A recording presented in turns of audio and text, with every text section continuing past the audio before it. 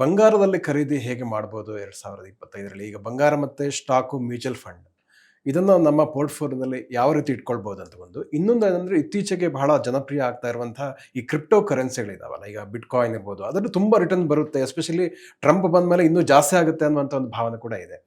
ಇದ್ರ ಬಗ್ಗೆ ಏನು ಹೇಳ್ತೀರಾ ಅಂತ? ತುಂಬಾ ಒಳ್ಳೆ ಪ್ರಶ್ನೆ ಕೇಶವ್ ಅವರೇ. ನಾನೇನು ಕ್ಲಿಯರ್ ಆಗಿ ಹೇಳ್ತಾ ಇದ್ದೀನಿ, ನಿಮ್ಮ ಹತ್ರ 100 ರೂಪಾಯಿ ಇದ್ರೆ ಇಡೀ 100 ರೂಪಾಯಿಯನ್ನ ಬರೀ ಒಂದೇ ಒಂದು ಅಸೆಟ್ ಕ್ಲಾಸ್ಗೆ ಹೂಡಿಕೆ ಮಾಡಬೇಡಿ. ಈಗ ನಾನು ಉದಾಹರಣೆಗೆ 100 ರೂಪಾಯಿಂದ ನಿಮ್ಮ ಹತ್ರ 1 ಲಕ್ಷ ಇರಬಹುದು, 5 ಲಕ್ಷ ಇರಬಹುದು, 10 ಲಕ್ಷ ಇರಬಹುದು, 1 ಕೋಟಿ ಇರಬಹುದು. ಇಡೀ ಇನ್ವೆಸ್ಟ್ಮೆಂಟ್ ಅಮೌಂಟ್ ಅನ್ನ ಒಂದೇ ಕಡೆ ಹಾಕಬೇಡಿ. ಸೊ ಈ 100 ರೂಪಾಯಿ ಏನಿದೆ ನಿಮ್ಮ ಹತ್ರ, ಅದನ್ನ ವಿಂಗಡಣೆ ಮಾಡಿ. ಹೇಗ್ ವಿಂಗಡಣೆ ಮಾಡೋದು ಅಂತ ತಾವು ಕೇಳೋದಾದ್ರೆ ವೆರಿ ಸಿಂಪಲ್. ಜನರಲಿ ನಾವೇನ್ ಹೇಳ್ತೀವಿ, ಗೋಲ್ಡ್, ಸಿಲ್ವರ್, ಈ ತರ ಪ್ರೆಷಿಯಸ್ ಮೆಟಲ್ಸ್ ಅಂತ ಏನ್ ಹೇಳ್ತೀವಿ, ಅದಕ್ಕೊಂದು 10 ರಿಂದ 15% ಇನ್ವೆಸ್ಟ್ಮೆಂಟ್ ಮಾಡಬಹುದು. ಅಂದ್ರೆ ನಿಮ್ಮ ಹತ್ರ 1 ಲಕ್ಷ ಇದ್ರೆ 10% ಆಫ್ 1 ಲ್ಯಾಕ್, ನಿಮ್ಗೆ ಹೂಡಿಕೆಗೆ ಎಷ್ಟು ದುಡ್ಡಿದೆಯೋ ಅದರಲ್ಲಿ 10 ರಿಂದ 15% ಅನ್ನ ನೀವು ಈ ಗೋಲ್ಡ್, ಸಿಲ್ವರ್, ಈ ತರ ಪ್ರೆಷಿಯಸ್ ಮೆಟಲ್ಸ್ ಗಳಿಗೆ ಹಾಕಬಹುದು. ಇನ್ನೊಂದು 10 ರಿಂದ 15% ಅನ್ನ ನೀವು ಮ್ಯೂಚುವಲ್ ಫಂಡ್ಸ್ ಗಳಲ್ಲಿ ಹಾಕಬಹುದು.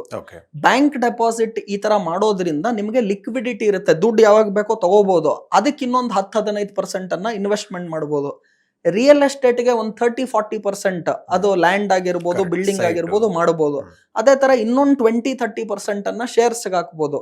ಸೊ ಈ ತರ ನಿಮ್ಮಲ್ಲಿ ಏನು 100 ರೂಪಾಯಿ ಇದೆ ಅದನ್ನ ವಿಂಗಡಣೆ ಮಾಡಿ, ವಿಂಗಡಣೆ ಮಾಡುವಾಗ ಒಂದು 10 ರಿಂದ 15% ಗೋಲ್ಡ್ ಹಾಕಿ, ಒಂದು 10 ರಿಂದ 15% ಬ್ಯಾಂಕ್ ಡೆಪಾಸಿಟ್ ಮಾಡಿ, 10 ರಿಂದ 15% ಫಿಕ್ಸೆಡ್ ಡೆಪಾಸಿಟ್ ಜೊತೆಗೆ ಮ್ಯೂಚುವಲ್ ಫಂಡ್ ಹಾಕಿ, ಶೇರ್ ಮಾರ್ಕೆಟ್ ಒಂದು 20 ರಿಂದ 30% ಹಾಕಿ, ರಿಯಲ್ ಎಸ್ಟೇಟ್ ಒಂದು 20 ರಿಂದ 30% ಹಾಕಿ. ಈ ತರ ವಿಂಗಡಣೆ ಮಾಡಿ. ಜನ ಏನ್ ಮಾಡ್ತಾರೆ, ಇಡೀ 100 ರೂಪಾಯಿ ಇದ್ರೆ ಇಡೀ 100 ರೂಪಾಯಿ ರಿಯಲ್ ಎಸ್ಟೇಟ್ ಹಾಕ್ತಾರೆ, ಇಲ್ಲ ಇಡೀ 100 ರೂಪಾಯಿ ಶೇರ್ಸ್ ಹಾಕ್ತಾರೆ. ಆ ತರ ಮಿಸ್ಟೇಕ್ ಅನ್ನ ಮಾಡಬೇಡಿ. ಸೊ ಡೈವರ್ಸಿಫೈ ಮಾಡೋದು ಯಾವಾಗ್ಲೂ ಉತ್ತಮ ಅಂತ ಹೇಳ್ತೀನಿ. ಕ್ರಿಪ್ಟೋ ಕರೆನ್ಸಿಗಳ ಬಗ್ಗೆ ತುಂಬಾ ಆ ಪ್ರಶ್ನೆ ಬಿಟ್ಬಿಟ್ಟೆ.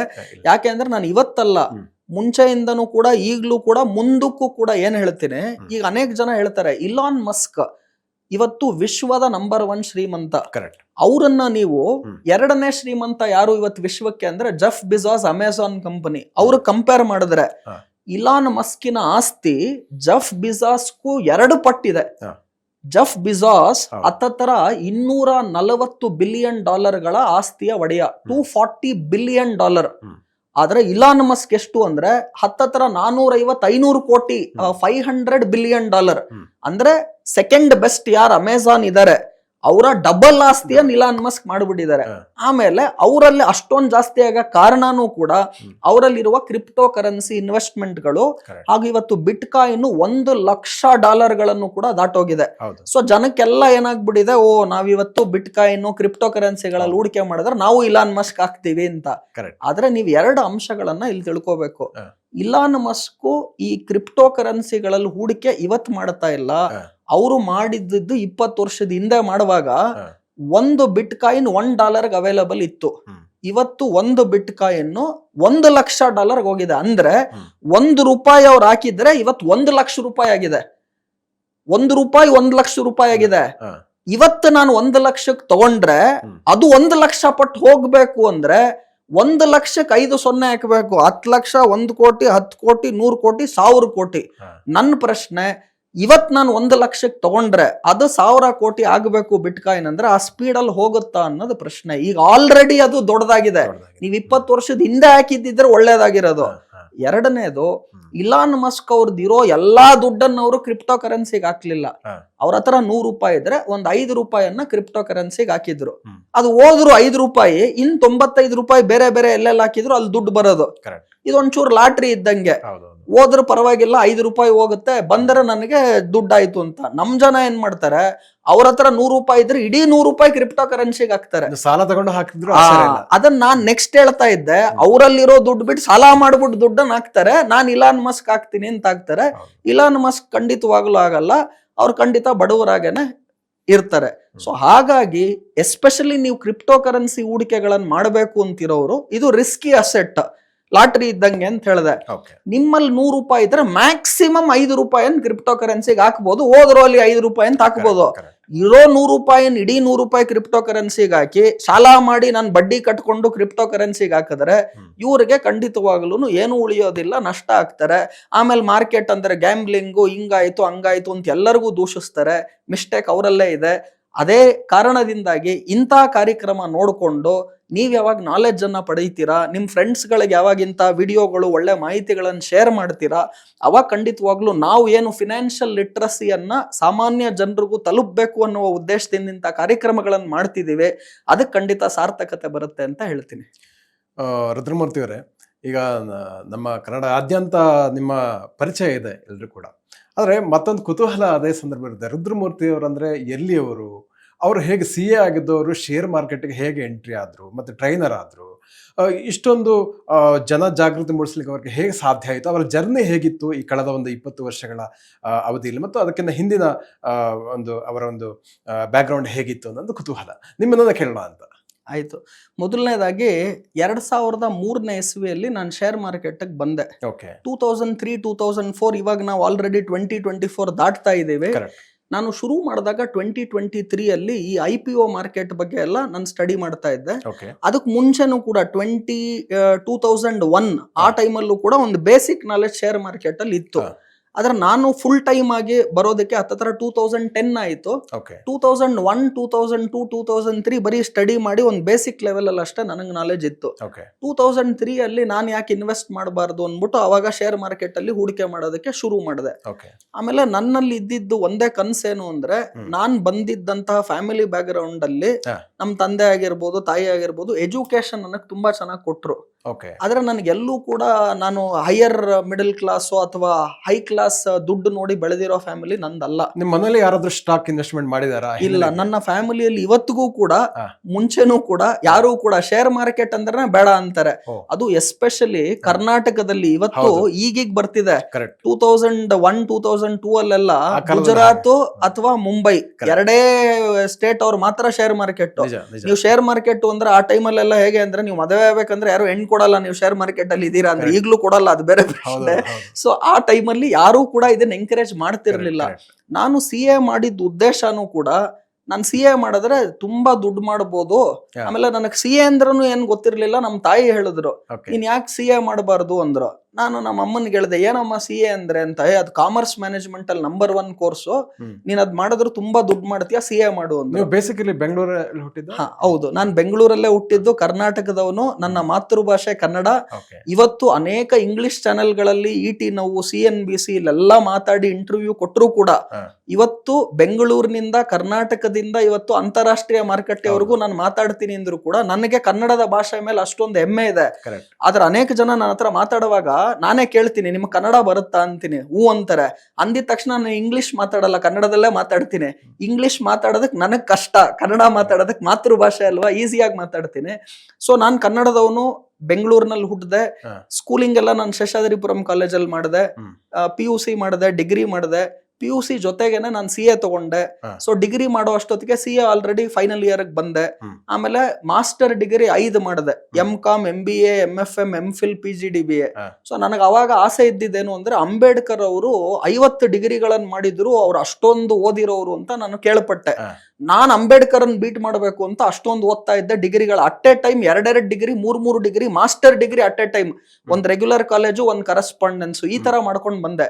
CA ಮಾಡದ್ಮೇಲೆ ಅನ್ನಿಸ್ತು, ಈ ಡಿಗ್ರಿ ಮೇಲ್ಗಡೆ ಏನು ಡಿಗ್ರಿ ಇಲ್ಲ, ಇನ್ ಎಷ್ಟೇ ಡಿಗ್ರಿ ಮಾಡಿದ್ರು ಏನ್ ಪ್ರಯೋಜನ ಇರೋದಿಲ್ಲ, CA ಆಗಿದೆಯಲ್ಲ ಸಾಕು ಅನ್ಬಿಟ್ಟು. ಆಮೇಲೆ ಈ ಸರ್ವಪಲ್ಲಿ ರಾಧಾಕೃಷ್ಣ ಅವ್ರ ಹೆಸರಲ್ಲಿ ನಾವು ಟೀಚರ್ಸ್ ಡೇ ಮಾಡ್ತೀವಿ, ಸೆಪ್ಟೆಂಬರ್ 5ನೇ ತಾರೀಕು. ಅವ್ರು ಹೇಳ್ತಾರೆ, the real learning starts when your education ends ಅಂತಾರೆ.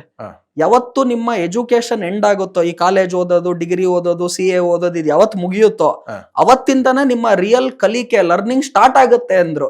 ಸೊ ನಾನ್ ಅವಾಗ ಮಾರ್ಕೆಟ್ ಅಲ್ಲಿ ಖಂಡಿತವಾಗ್ಲು ನಾನು ಯಾವಾಗೂ ಹೇಳ್ತೀನಿ, ನೀವು ಮಾರ್ಕೆಟ್ ಅನ್ನು ಕಲಿಬೇಕು ಅಂದ್ರೆ ನೀವು ಒಂದು 10,000 ಮಾರ್ಕೆಟ್ಗೆ ಹಾಕಿ ಅದನ್ನ ಕಳ್ಕೊಂಡ್ರೆ ಅದು ಹೇಳ್ಕೊಡೋ ಅಷ್ಟು ಬುದ್ಧಿನ ಯಾರು ಹೇಳ್ಕೊಡೋದಕ್ ಆಗೋದಿಲ್ಲ.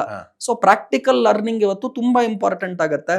ಸೊ ನಂದು ಇಷ್ಟೆಲ್ಲ ಎಜುಕೇಶನ್ ಮಾಡಿ ಅದಾದ್ಮೇಲೆ 2001-2 ಅಲ್ಲಿ ಮಾರ್ಕೆಟ್ ಅನ್ನು ಟ್ರ್ಯಾಕ್ ಮಾಡಕ್ ಶುರು ಮಾಡ್ತಾ ಇದ್ದೆ.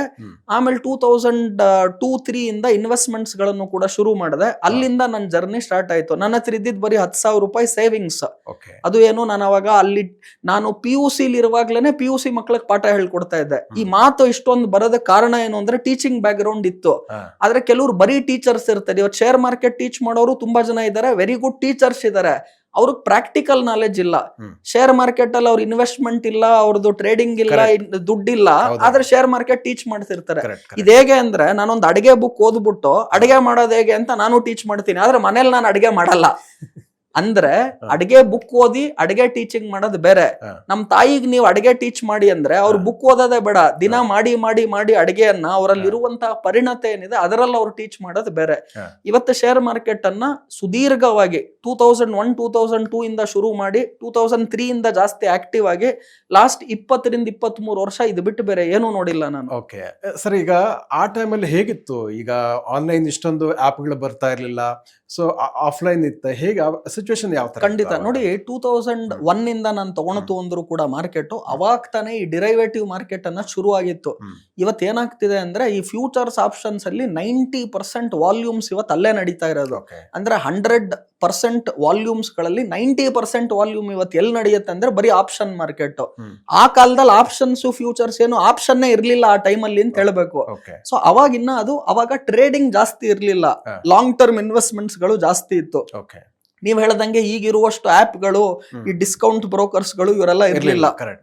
ನೀವು ಫೋನ್ ಮಾಡಿ ನಿಮ್ ಬ್ರೋಕರ್ಗೆ ಆರ್ಡರ್ ಪ್ಲೇಸ್ ಮಾಡಬೇಕಾಗಿತ್ತು, ಅಥವಾ ನೀವು ಟರ್ಮಿನಲ್ ಗಳ ಮುಖಾಂತರ ನಿಮ್ ಬ್ರೋಕರ್ ಥ್ರೂ ನೀವೇ ಆರ್ಡರ್ ಗಳನ್ನ ಪ್ಲೇಸ್ ಮಾಡಬೇಕಿತ್ತು. ಆಮೇಲೆ ಮಾರ್ಕೆಟ್ ವಾಲಟೈಲಿಟಿನೂ ಕೂಡ ಇವತ್ತಿರೋ ಅಷ್ಟು ವಾಲಟೈಲಿಟಿ ಅವತ್ತು ಖಂಡಿತವಾಗ್ಲೂ ಇರ್ಲಿಲ್ಲ. ಇವತ್ತು ಏನಾಗ್ತಿದೆ ಅಂದ್ರೆ ಇನ್ಫಾರ್ಮೇಶನ್ ತುಂಬಾನೇ ಜನರ ಫಿಂಗರ್ ಟಿಪ್ಸ್ ಅಲ್ಲಿ ಇದೆ. ಶಾರ್ಟರ್ ಟರ್ಮ್ ಟ್ರೇಡಿಂಗ್ ಜಾಸ್ತಿ ಎಂಕರೇಜ್ಮೆಂಟ್ ಆಗ್ಬಿಟ್ಟಿದೆ ಈ ಆಪ್ಸ್ ಗಳ ಮುಖಾಂತರ ಎಲ್ಲಾನು ಕೂಡ. ಅವಾಗಿರುವ ಪರಿಸ್ಥಿತಿಗೂ ಈಗಿರೋ ಪರಿಸ್ಥಿತಿಗೂ ತುಂಬಾನೇ ವ್ಯತ್ಯಾಸ ಇದೆ ಅಂತ ಹೇಳ್ತೀನಿ. ಆಮೇಲೆ ಅವಾಗ ನಮಗೆ ನಾವು ಮಾಡೋ ಕೆಲಸವನ್ನ ಮಾಡಿಕೊಂಡು ನಾನು ಅದರ ಜೊತೆಗೆ ಸೇವಿಂಗ್ಸ್ ಅಲ್ಲಿ ಏನ್ ಇನ್ವೆಸ್ಟ್ಮೆಂಟ್ ಮಾಡಬೇಕು ಮಾಡ್ತಾ ಇದ್ದೆ. ಇವತ್ ಜನಕ್ಕೆ ಏನಾಗಿದೆ ಅಂದ್ರೆ ನಾವು ಫುಲ್ ಟೈಮ್ 9 3:30 ಸ್ಕ್ರೀನ್ ಮುಂದೆ ಕುತ್ಕೊಂತಾರೆ, ಬರೀ ರೇಟ್ ಮೇಲೆ ಹೋಯ್ತಾ ಕೆಳಗೆ ಹೋಯ್ತಾ ನೋಡ್ತಾರೆ, ಇಲ್ಲ ಮೊಬೈಲ್ ಅಲ್ಲಿ ನೋಡ್ತಾ ಕೂತಿರ್ತಾರೆ. ಯಾವ ಕಂಪನಿ ಬಗ್ಗೆ ಏನ್ ಇನ್ಫಾರ್ಮೇಶನ್, ಆ ಕಂಪನಿ ಹೆಸರೇ ಗೊತ್ತಿರಲ್ಲ. IPO ಗಳಿಗೆ ಬ್ಲೈಂಡ್ ಆಗಿ ಅಪ್ಲೈ ಮಾಡ್ತಾರೆ. ಈ ಬುಲ್ ಮಾರ್ಕೆಟ್ ಅಲ್ಲಿ ಏನಾಗುತ್ತೆ ಅಂದ್ರೆ ಇದೆಲ್ಲವೂ ಕೂಡ ಚೆನ್ನಾಗಿ ಕಾಣುತ್ತೆ. ಈ ಬೇರ್ ಮಾರ್ಕೆಟ್ ಶುರು ಆದಾಗ್ಲೇ ಭಯ ಶುರು ಆಗುತ್ತೆ, ಅವ್ರಿಗೆ ನಿಜವಾದ ಏನು ಅನ್ನೋದು ಗೊತ್ತಾಗುತ್ತೆ. ಸೊ ಅದೇ ರೀತಿ ನೀವು ಈ ಸಲ ಮಾರ್ಕೆಟ್ ನೋಡಿದ್ರು ಕೂಡ ಅಕ್ಟೋಬರ್ ವರೆಗೂ ಮಾರ್ಕೆಟ್ ತುಂಬಾ ಚೆನ್ನಾಗಿತ್ತು. ಅಕ್ಟೋಬರ್ 2ನೇ ತಾರೀಕು ಗಾಂಧಿ ಜಯಂತಿ, ನಾನು ಮರೆಯೋದಕ್ಕಾಗಲ್ಲ. 2024 ಅಕ್ಟೋಬರ್ 3ನೇ ತಾರೀಕು ಈ ಇರಾನ್ ಇಸ್ರೇಲ್ ಏನ್ ಶುರು ಆಯ್ತು ಅಲ್ಲಿಂದ ಮಾರ್ಕೆಟ್ ಬೀಳಕ್ ಸ್ಟಾರ್ಟ್ ಆಯ್ತು. ಅದು ಒಳ್ಳೆ ಹೆಲ್ತಿ ಕರೆಕ್ಷನ್ ಆಯ್ತು. ಅಕ್ಟೋಬರ್ ನವೆಂಬರ್ ಡಿಸೆಂಬರ್ಗೂ ಕಂಟಿನ್ಯೂ ಆಯ್ತು.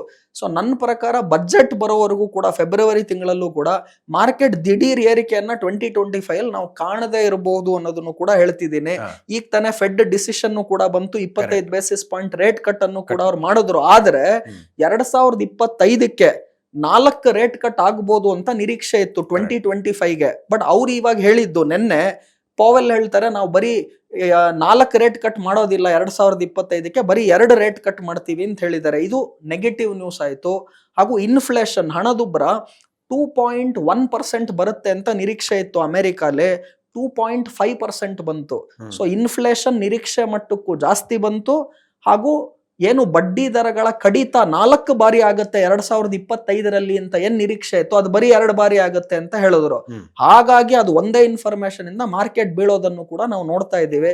So going back to Rudramurthy journey, 2001 2 3 ಅಲ್ಲೆಲ್ಲ ಅಷ್ಟೊಂದು ಆಕ್ಟಿವ್ನೆಸ್ ಏನು ಇರ್ಲಿಲ್ಲ. 2004 3-4 ನಂತರ ಆಕ್ಟಿವ್ ಆದ ಮಾರ್ಕೆಟ್ ಅಲ್ಲಿ. ಸರ್, ನಾನು ಮಧ್ಯಾಹ್ನ ಪ್ರಶ್ನೆ ಹೇಳ್ತೇನೆ. ಈಗ ನೀವು ಹೇಳಿದ್ರೆ 10,000 ಇನ್ವೆಸ್ಟ್ಮೆಂಟ್ ಜರ್ನಿ ಶುರು ಮಾಡಿದ್ರಿ ಅಂತ, ಅದನ್ನ ಯಾವ ಸೆಕ್ಟರ್ ನಲ್ಲಿ ಇನ್ವೆಸ್ಟ್ ಮಾಡಿ? ಅವಾಗ ನನಗೆ ಇನ್ನ ಜ್ಞಾಪನ ಇದೆ, ಸಿಂಡಿಕೇಟ್ ಬ್ಯಾಂಕಿನ IPO ಬಂದಿತ್ತು. ಸೊ ಅದು ತಗೊಂಡೆ. ಆಮೇಲೆ ಸಿಂಟೆಕ್ಸ್ ಅಂತ ಈ ಟ್ಯಾಂಕ್ ಗಳನ್ನ ಮಾಡುವಂತಹ ಕಂಪನಿ ಇತ್ತು, ಸೆಸಾಗೋವಾ ಶೇರ್ ಇತ್ತು. ಈ ಕಂಪನಿಗಳಲ್ಲೆಲ್ಲ ನಾನು ಇನ್ವೆಸ್ಟ್ಮೆಂಟ್ ಮಾಡಿದೆ. ಸೊ ಅದೇನಾಯ್ತು, ನನ್ನ ಆಸೆ ಇದ್ದಿದ್ದು ನನ್ನ 10,000 ರೂಪಾಯಿಯನ್ನ 1 ಕೋಟಿ ಮಾಡಬೇಕು ಅಂತ. 2008 ವರ್ಗು ಮಾರ್ಕೆಟ್ ಬುಲ್ ಮಾರ್ಕೆಟ್ ಅಲ್ಲೇ ಚೆನ್ನಾಗಿ ನಡೀತು. 2003 ಇಂದ 2008 ವರ್ಗು ಕೂಡ ಮಾರ್ಕೆಟ್ ತುಂಬಾ ಪಾಸಿಟಿವ್ ಆಗಿತ್ತು. ಸೊ ಅಲ್ಲಿ ಚೆನ್ನಾಗಿ ದುಡ್ಡು ಮಾಡ್ಕೊಂಡು 2008 ವರ್ಗು ಬಂದೆ. ಈ ಲೇಮನ್ ಬ್ರದರ್ ಕ್ರೈಸಿಸ್ ಶುರು ಆಯ್ತು. ಇಡೀ ವಿಶ್ವದ ನಂಬರ್ 1 ಕ್ರೈಸಿಸ್ ಇವತ್ತು 1929 ಗ್ರೇಟ್ ಡಿಪ್ರೆಷನ್ ಅಂತಿವೆ. ಅವಾಗ ನಾನು ಹುಟ್ಟಿರ್ಲಿಲ್ಲ, ನೀವು ಹುಟ್ಟಿರ್ಲಿಲ್ಲ. 1929 ಅಲ್ಲಿ ಹಿಸ್ಟ್ರಿಯ ಪುಟಗಳಲ್ಲಿ ಮಾತ್ರ ನಾವು ಅದನ್ನ ನೋಡ್ಬೇಕು. ಅದು ಬಿಟ್ರೆ ಅಂತಹ ದೊಡ್ಡ ಫಾಲ್ ಅನ್ನ ಮಾರ್ಕೆಟ್ ಅಲ್ಲಿ ನಾವು 2008ರಲ್ಲಿ ನೋಡಿದ್ರೆ, ಅಲ್ಲಿ ನಾನು ನನ್ನ ಏನ್ ಇನ್ವೆಸ್ಟ್ಮೆಂಟ್ ಆಗಿ 1 ಕೋಟಿ ನೋಡಿದ್ದೆ, ಅದೆಲ್ಲವನ್ನು ಕೂಡ 1 ಕೋಟಿ ಇನ್ವೆಸ್ಟ್ಮೆಂಟ್ ಗಳನ್ನ ನೋಡಿ ಉಳಿಸಿದ್ದೇನು ಅಂದ್ರೆ ನನ್ನ ಹತ್ರ ಇದ್ದಿದ್ದ ಬಂಡವಾಳನೂ ಹೋಗಿ ನೆಗೆಟಿವ್ ಆಗೋಯ್ತು. ಇವಾಗ ನಿಮಗೆ ಈ ಪೀಕ್ ಮಾರ್ಜಿನ್ ಪೆನಾಲ್ಟಿ ಅಂತ ಸೆಬಿ ಇಂಟ್ರೊಡ್ಯೂಸ್ ಮಾಡಿ ಬ್ರೋಕರ್ಗಳು ಇಷ್ಟ್ರ ಮೇಲೆ ಲಿವರೇಜ್ ಕೊಡಬಾರ್ದು ಅಂತೆಲ್ಲ ಮಾಡಿದ್ದಾರೆ. ಅವಾಗ ಅದೆಲ್ಲ ಏನು ಇರ್ಲಿಲ್ಲ. ಬ್ರೋಕರ್ ಎಷ್ಟು ಬೇಕಾದ್ರೂ ಲಿವರೇಜ್ ಕೊಡ್ತಾರೆ, ನಿಮ್ ದುಡ್ಡು ನೀವು ಹಾಕಿರೋದಕ್ಕೂ ಮೈನಸ್ ಬರೋ ಚಾನ್ಸಸ್ ಈ ಲಿವರೇಜ್ ಇಂದ ಆಗ್ತಾ ಇತ್ತು. ಇವಾಗ ಅದು ಆಗಲ್ಲ, ಯಾಕಂದ್ರೆ ಸೆಬಿದು ಪೀಕ್ ಮಾರ್ಜಿನ್ ಪೆನಾಲ್ಟೀಸ್ ಎಲ್ಲ ಇದೆ. ಇಷ್ಟೆಲ್ಲ ನೋಡಿ 2008 ಅಲ್ಲಿ ಲೇಮನ್ ಬ್ರದರ್ ಕ್ರೈಸಿಸ್ ಅಲ್ಲಿ ನನಗೂ ಕ್ರೈಸಿಸ್ ಆಯ್ತು. ಸರಿ, ಇವಾಗ ನೀವು ಹೇಳಿದ್ರಿ 10,000 ಆಗಿದ್ದು 2008 1 ಕೋಟಿ ನೋಡಿದೆ ಅಂತ. ಆವಾಗ ಈ ಲೇಮನ್ ಬ್ರದರ್ಸ್ ಕ್ರೈಸಿಸ್ ಇಂದಾಗಿ ಮತ್ತೆ ಬಿತ್ತು ಅಂತ. ಆವಾಗ ನಿಮ್ ಮನಸ್ಸಲ್ಲಿ ಏನಾಯ್ತು, ಇದು ಸಾಹಸನ ಬೇಡ ಅನ್ನಿಸ್ತು. ನೋಡಿ, ನೀವ್ ಎಷ್ಟ್ ಚೆನ್ನಾಗಿ ಪ್ರಶ್ನೆ ಕೇಳ್ತೀರಿ. ನಾನು 2008 ಅದನ್ನ ಜ್ಞಾಪನಿಸ್ಕೊಂಡ್ರೆ ಈಗ್ಲೇ ಎಮೋಷನ್ಸ್ ತಡೆಯೋದಕ್ ಆಗಲ್ಲ. ಬಹಳ ಮಂದಿಗೆ ಆತರ ಆಗಿದೆ. ಶೇರ್ ಮಾರ್ಕೆಟ್ ಬೇಡ, ಇದ್ರ ಸವಾಸನೂ ಬೇಡ, ನಮ್ ಹಾಕಿರೋ ದುಡ್ಡು ವಾಪಸ್ಸು ಬಂದಿಲ್ಲ ಇದ್ರಲ್ಲಿ ಅಂತ ಆಯ್ತು. ಆದ್ರೆ ನನ್ನ ತಲೆಯಲ್ಲಿ ಇನ್ನೊಂದು ಪಾಯಿಂಟ್ ಬಂತು. ನಾನು ಶೇರ್ ಮಾರ್ಕೆಟ್ ಅಲ್ಲಿ CA ಮಾಡಿದೀನಿ, 5 ಮಾಸ್ಟರ್ ಡಿಗ್ರಿ ಮಾಡಿದೀನಿ, ಇಷ್ಟು ಪರಿಶ್ರಮ ಮಾಡೋದಕ್ಕೆ ರೆಡಿ ಇದ್ದೀನಿ, ಕಲಿಯೋದಕ್ಕೆ ರೆಡಿ ಇದ್ದೀನಿ. ನನಗೆ ದುಡ್ಡು ಮಾಡಕ್ ಆಗಲ್ಲ ಅಂದ್ರೆ ಪ್ರಪಂಚದಲ್ಲಿ ಶೇರ್ ಮಾರ್ಕೆಟ್ ಅಲ್ಲಿ ಯಾರು ದುಡ್ಡು ಮಾಡಕ್ ಆಗಲ್ಲ. ಅಂದ್ರೆ ದುಡ್ಡು ಮಾಡಿರೋರು ಇದಾರೆ. ರಾಕೇಶ್ ಜುಂಜುನ್ವಾಲಾ ಇದಾರೆ, ವಾರನ್ ಬಫೆಟ್ ಇದಾರೆ, ಮಧುಸೂದನ್ ಕೆಲ್ಲಾ ಇದಾರೆ, ಮೋತಿಲಾಲ್ ಓಸ್ವಾಲ್ ಇದಾರೆ, ರಾಮದೇವ್ ಅಗರ್ವಾಲ್ ಇದಾರೆ, ಮುಖೇಶ್ ಅಂಬಾನಿ ಇದಾರೆ, ಗೌತಮ್ ಅದಾನಿ ಇದಾರೆ. ಇವರೆಲ್ಲ ಮಾಡಿದ್ದಾರೆ ಅಂದ್ರೆ ನನ್ಗೆ ಯಾಕೆ ಮಾಡಕ್ ಆಗಲ್ಲ? ಇವ್ರ ಹತ್ರ ಏನೋ ಸೀಕ್ರೆಟ್ ಇದೆ, ಅದ್ ನನಗ್ ಗೊತ್ತಿಲ್ಲ. ಅದನ್ನ ಕಲಿಯೋಣ ಅಂತ 2008 ಈ ಕಲಿಕೆಯ ಜರ್ನಿಯನ್ನ ಸ್ಟಾರ್ಟ್ ಮಾಡಿದೆ. ಅದಾದ್ಮೇಲೆ ನೆವರ್ ಲುಕ್ ಬ್ಯಾಕ್ ಅಂತ ಹೇಳ್ತೀವಲ್ಲ, ಆ ದೇವರ ಅನುಗ್ರಹನೂ ಕೂಡ ಹಂಗೆ ಇತ್ತು. 2008 ಹೊಡೆತದ ನಂತರ ನಾನು ಮಾಡಿರೋ ಮಿಸ್ಟೇಕ್ ಗಳನ್ನೆಲ್ಲ ಸರಿ ಮಾಡ್ಕೊಂಡು ಇವತ್ತು ಇಲ್ಲಿ ಮುಂದೆ ಇದ್ದೀನಿ. ಸರ್, ಇವಾಗ ತಾವು ಹೇಳಿದ್ರಿ 2008 ಒಂದು ಜಾಗತಿಕ ಆರ್ಥಿಕ ಹಿಂಜರಿತದ ಬಳಿಕ ಏನಾಯ್ತು, ಮತ್ತೆ ನೀವು ಮತ್ತೆ ಹಿಂದಿರುಗಿ ನೋಡದೆ ಮತ್ತೆ ನೀವು ಕಂಟಿನ್ಯೂ ಆಗ್ತೀರಿ. ಅದೊಂದು ಪಾಸಿಟಿವ್ ಆಟಿಟ್ಯೂಡ್. ಅದು ಅಂದ್ರೆ ನೀವು ಅಷ್ಟೊತ್ತಿಗೆ ಆ ನಾಲೆಜ್ ಅನ್ನು ಗಳಿಸಿದ್ರಿ. ಸೊ ನಂತರ ಅಲ್ಲಿಂದ ಈ 2024 ತನಕ ಒಂದು ಜರ್ನಿ ಹೇಗಿತ್ತು ಅಂತ ನಮ್ಮ ವೀಕ್ಷಕರಿಗೆ ತಿಳಿಸ್ತೀರಾ? ಖಂಡಿತ. ನೋಡಿ, 2008 2024 ಸಂಪೂರ್ಣ ಜರ್ನಿಯನ್ನ ನಾನು ನೋಡೋದಾದ್ರೆ, ನಾನು ಮಾಡಿರುವ ಮಿಸ್ಟೇಕ್ ಗಳೇನೇನಿತ್ತು 2008 ಅದನ್ನ ನಾನು ಫಸ್ಟ್ ಅವಾಯ್ಡ್ ಮಾಡಿದೆ. ಆಮೇಲೆ ನಾನು ಯಾವಾಗ್ಲೂ ಹೇಳ್ತೀನಿ, you are an average of 5% with whom you spend highest time ಅಂತ ಹೇಳ್ತೀನಿ. ಇದನ್ನ ಜಿಮ್ ರಾನ್ ಒಂದ್ ಕಡೆ ಹೇಳ್ತಾರೆ. ಅಂದ್ರೆ ನೀವ್ ಯಾರ ಸಂಘದಲ್ಲಿ ಇರ್ತೀರಾ, ನೀವು ಕೂಡ ಅವರಲ್ಲಿ ಒಬ್ಬರಾಗ್ತೀರಾ ಅಂತ.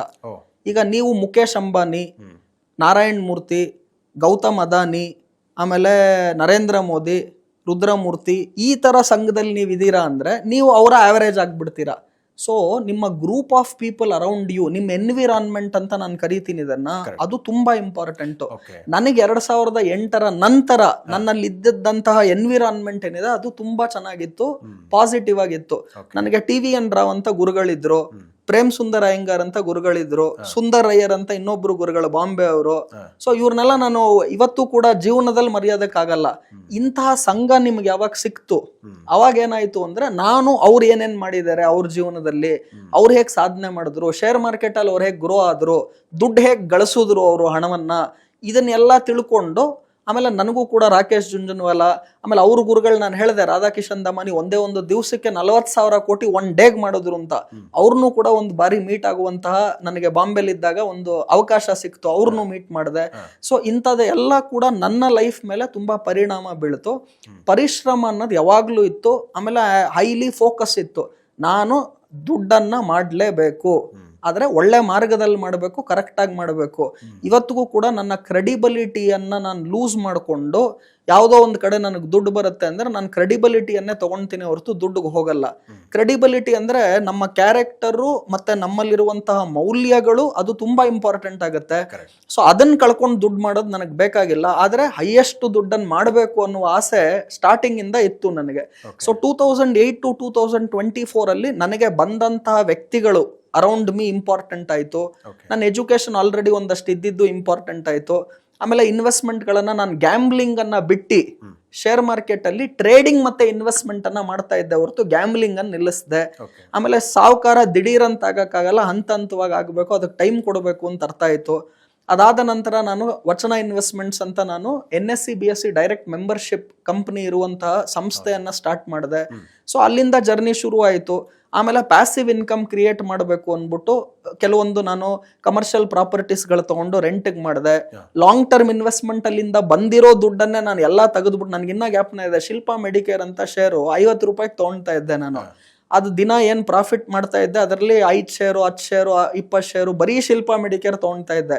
ನಾನು 2010-11 ಆ ಟೈಮಲ್ಲಿ ನಾನು ಕಮರ್ಷಿಯಲ್ ಪ್ರಾಪರ್ಟಿ ತಗೊಂಡಾಗ ಆ ಪ್ರಾಪರ್ಟಿಗೆ ಹೆಸರೇ ಶಿಲ್ಪಾ ಮೆಡಿಕೇರ್ ಅಂತ ಇಡೋಣ ಅಂತಿದೆ. ಯಾಕಂದ್ರೆ ದುಡ್ಡು ಮಾಡಿದೆಲ್ಲ ಶಿಲ್ಪಾ ಮೆಡಿಕೇರ್ ದುಡ್ಡನ್ನ ಆ ಪ್ರಾಪರ್ಟಿಗೆ ಹಾಕಿದೆ. ಇವತ್ತು ಆ ಪ್ರಾಪರ್ಟಿಯಿಂದ ಬರೋ ರೆಂಟ್ ಏನಿದೆ ಅಷ್ಟರಲ್ಲೇ ನಾನು ಆರಾಮಾಗಿದ್ರು ಕೂಡ ಜೀವನ ನಡೆಯುತ್ತೆ. ಆದ್ರೆ ನನಗೆ ಇವತ್ತಿರೋ ಆಸೆ ಏನು ಅಂದ್ರೆ ರುದ್ರಮೂರ್ತಿ ತರ ಇನ್ನ ಅನೇಕ ಜನ ಕನ್ನಡಿಗರನ್ನ ನಾನು ನೋಡ್ಬೇಕು. ನಂತರ ಅಲ್ಲ, ನನ್ಗೂ ಮೇಲೆ ಹೋಗುವಂತ ವ್ಯಕ್ತಿಗಳನ್ನ ನೋಡಿದಾಗ ನನಗಾಗುವಂತ ಸಂತೋಷ ಏನಿದೆ ಅಲ್ಲ, ಅದಕ್ಕೋಸ್ಕರ ಇವತ್ತು ಖಂಡಿತವಾಗ್ಲೂ ಇಂಥ ಕಾರ್ಯಕ್ರಮಗಳನ್ನ ಒಳ್ಳೆಯ ಮಾಧ್ಯಮಗಳ ಮುಖಾಂತರ ಮಾತ್ರ ನಾನು ಮಾಡ್ತೀನಿ. ದಿನಕ್ಕೆ 10 ಜನ ಕರೀತಾರೆ, ಬನ್ನಿ ಸರ್ ಈ ತರ ಕಾರ್ಯಕ್ರಮ ಮಾಡಿ ಅಂತ. ಆದ್ರೆ ನಿಮ್ಮಂತಹ ಯಾವುದು ಮಾಧ್ಯಮ ಇದ್ದಾಗ ಕೇಶವ್ ಪ್ರಸಾದ್ ಅಂತವ್ರು ಬಂದು ನನಗೆ ಇಂಟರ್ವ್ಯೂ ಮಾಡ್ತೀನಿ ಅಂದಾಗ ಒಪ್ಕೊಂತೀನಿ ಹೊರತು ಬೇರೆ ಕಡೆ ಮಾಡೋದಿಲ್ಲ. ಸೊ ಜೀವನದಲ್ಲಿ ಇದನ್ನ over A period of time ನಾವು ಕಲಿತೀವಿ, ಆಮೇಲೆ ಹಂತ ಹಂತವಾಗಿ ನಾವು ಬೆಳಿಬೇಕು. ಸೊ ಇವತ್ತು ಇಲ್ಲಿ ಬಂದೇನು ನಾನು ಹೇಳ್ತಾ ಇದ್ದೀನಿ, ಒಂದು ಮನೆ ಬೇಕು, ಒಂದು ಕಾರ್ ಬೇಕು, ಮತ್ತೆ ಒಂದು ಇನ್ವೆಸ್ಟ್ಮೆಂಟ್ಸ್ ಮುಂದಕ್ಕೆ ಏನ್ ಬೇಕು ಇದೆಲ್ಲ ಮಾಡಿ ನಾನ್ ಮಾಡಿದಂತ ಮಿಸ್ಟೇಕ್ಸ್ಗಳನ್ನ ನಾನು ತಿದ್ಕೊಂಡಿದ್ದೀನಿ. ನೀವು ಕೂಡ ಜನರು ನೋಡೋರು, ಇಂತಹ ಕಾರ್ಯಕ್ರಮಗಳ ಮುಖಾಂತರ ನೀವು ನಾಲೆಡ್ಜ್ ಅನ್ನ ಪಡ್ಕೊಳ್ಳಿ. ನಿಮ್ಮ ಡ್ರೀಮ್ಸ್, ನಿಮ್ಮ ಕನ್ಸೇನಿದೆ ಅದೆಲ್ಲವನ್ನು ನೀವು ಅಚೀವ್ ಮಾಡ್ತೀರಾ.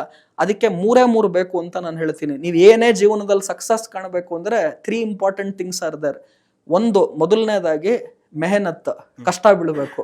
ಪರಿಶ್ರಮ ಇಲ್ಲದೆ ಸಕ್ಸಸ್ ಯಾರಿಗೂ ಕೂಡ ಯಾವ ಫೀಲ್ಡ್ ಅಲ್ಲೂ ಬರಲ್ಲ. ಅದು ಶೇರ್ ಮಾರ್ಕೆಟ್ ಆಗಿರ್ಬೋದು, ಮಾಧ್ಯಮ ಲೋಕ ಆಗಿರ್ಬೋದು, ಕ್ರಿಕೆಟ್ ಆಗಿರ್ಬೋದು, ಏನೇ ಪೊಲಿಟಿಕ್ಸ್ ಆಗಿರ್ಬೋದು, ಪರಿಶ್ರಮ ತುಂಬಾ ಇಂಪಾರ್ಟೆಂಟ್. ನಾವು ಬರೀ ನರೇಂದ್ರ ಮೋದಿಯನ್ನು ನೋಡ್ತೀವಿ, ಅವ್ರ ಹಿಂದೆ ಇರುವ ಪರಿಶ್ರಮವನ್ನ ನೋಡಲ್ಲ.